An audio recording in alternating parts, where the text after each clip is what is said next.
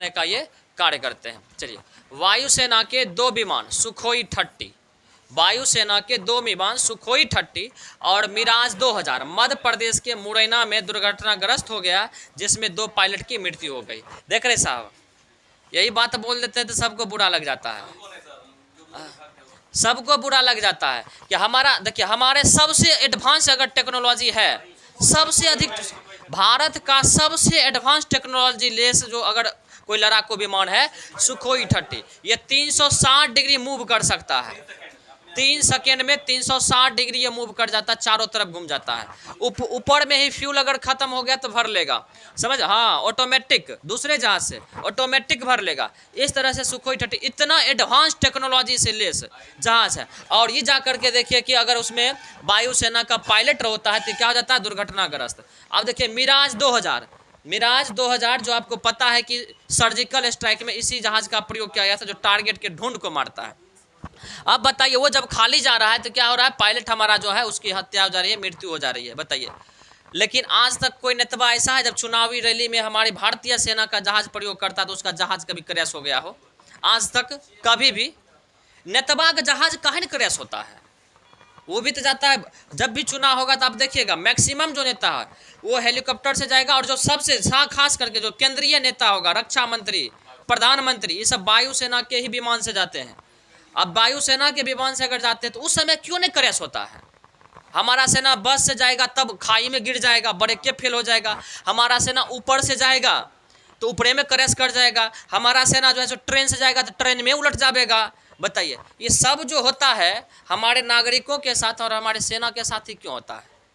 कभी आज तक ऐसा हुआ है कि नेता का कभी सुने हैं कि गाड़ी टकरा गया, ब्रेक फेल हो गया, उसका गाड़ी नदी में कूद गया, पुल से उलट गया, ट्रेन से जा रहा है तो ट्रेन जो है सो उलट गया, हवाई जहाज से जा रहा है तो हवाई जहाज क्रैश कर गया, कभी होता है? लेकिन हमारा सेना का होता है।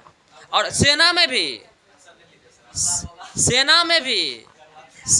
भी आप देखिए कि हमारे जो प्रथम CDS थे विपिन रावत, जो देश के लिए काफ़ी बड़ा योगदान दिए थे CDS विपिन रावत, उनका क्रैश हो जाता है जहाज। उतने बड़े अधिकारी का जहाज क्यों नहीं चेक किया जाता है?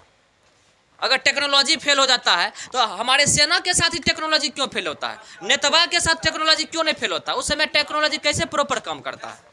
सही बात है कि गलत बात है, बताइए।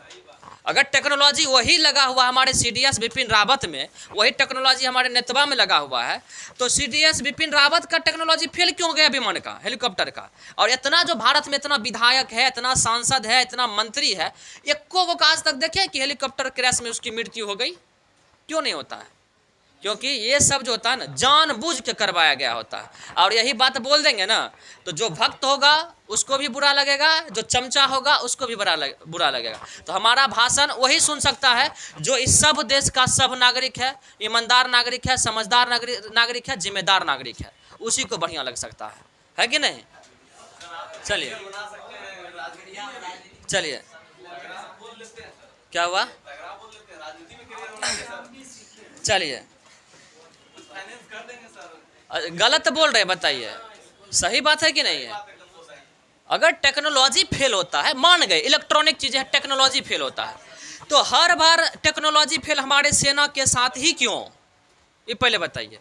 अगर टेक्नोलॉजी नेताओं के साथ इतना दुरुस्त होता तो हमारे सेनाओं का इतना टेक्नोलॉजी दुरुस्त क्यों नहीं होता है? तो सीधी बात है कि जानबूझ के कराया गया चीजें होता है। बताइए, आज ट्रेन हादसा हो गया, अब बोला कि 10 लाख रुपया मुआवजा दे देंगे। बाबू ऐसा करो नेतवा, तुम लोग प्रधानमंत्री या फिर रक्षा मंत्री या कोई भी पार्टी का विपक्षी नेता, ऐसा करो अपना बेटवा को हमारा यहाँ भेजो और गड़िया में बैठा के उल्टवा देंगे नदिया में, ऐसा में, और तोरा 15 लाख दे देंगे। हाँ 5 लाख हम और ऊपर से दे देंगे, मुआवजा तोरा 15 लाख देंगे, तनी भेज दो उधर से। 50 लाख तोरा दे देंगे, तनी भेज दो, मुआवजा तोरा दे देंगे। बताइए, जिस परिवार का अभी न्यूज़ पर दिखा रहा था, उसकी पत्नी मर गई, उसका बेटा मर गया, उसकी बेटी मर गई, और वो बेचारे लाश को ढूंढ करके तब बोल रहा है कि 10 लाख रुपया मुआवजा देंगे। बेचारा रो के बोल रहा है, जब हमारी पत्नी नहीं रही, बेटा नहीं रहा, बेटी नहीं रही, परिवार ही नहीं रहा, तो 10 लाख रुपया लेके हम करेंगे क्या?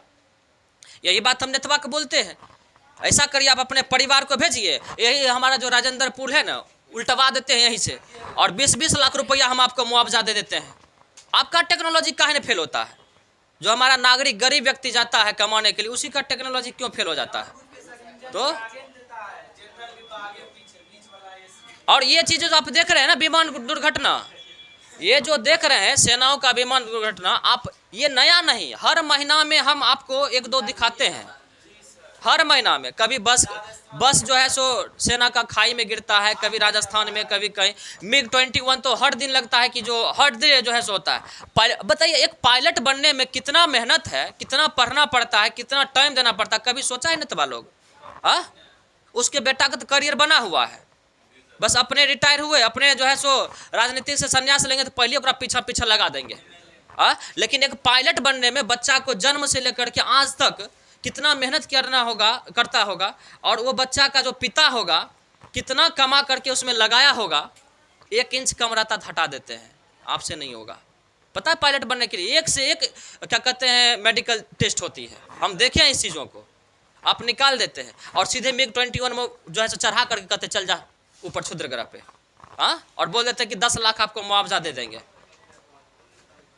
बताइए ये सब कोई बात हुआ? और यही बात बोल देते हैं तो सबको बुरा लग जाता है। चलिए